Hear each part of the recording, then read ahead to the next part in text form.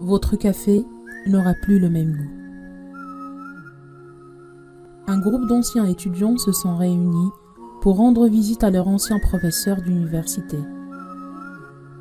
Ils voulaient le revoir et le remercier de vive voix pour ses efforts et tout le temps qu'il a consacré pour eux lorsqu'ils étaient encore étudiants. La conversation entre eux s'est vite transformée en plainte concernant leur travail et la vie stressante qu'ils mènent chaque jour.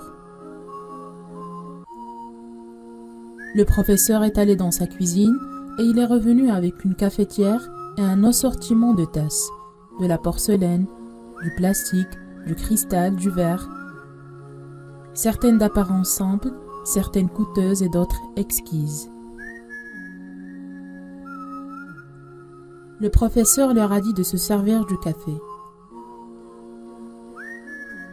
Chacun des anciens étudiants s'en est servi et après qu'ils aient tous eu une tasse dans les mains, le professeur leur a dit: « Avez-vous remarqué que toutes les belles tasses sont prises et que personne n'a choisi l'une des tasses bon marché?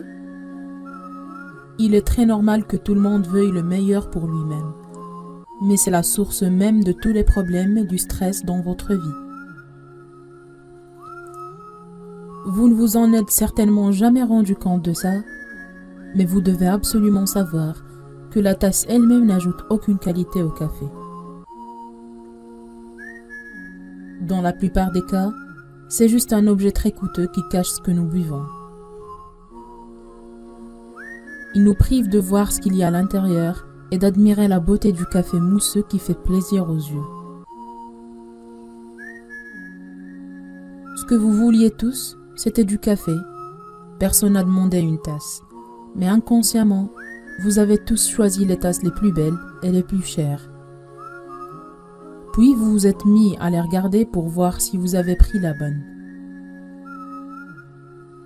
Considérant que votre vie est l'essence même de la matière, c'est-à-dire le café, et que votre emploi, votre voiture, votre argent, votre statut dans la société, tout ce que vous possédez sont les tasses.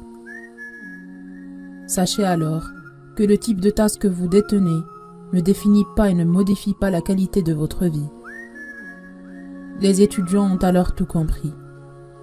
Moralité, parfois, nous ne profitons pas du café parce que nous nous concentrons uniquement sur la tasse que nous avons entre les mains. Être heureux ne signifie pas que tout ce qui vous entoure doit être parfait.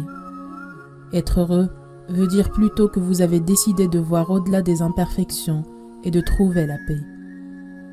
Cette paix réside en vous, pas dans votre carrière, votre maison ou votre statut social.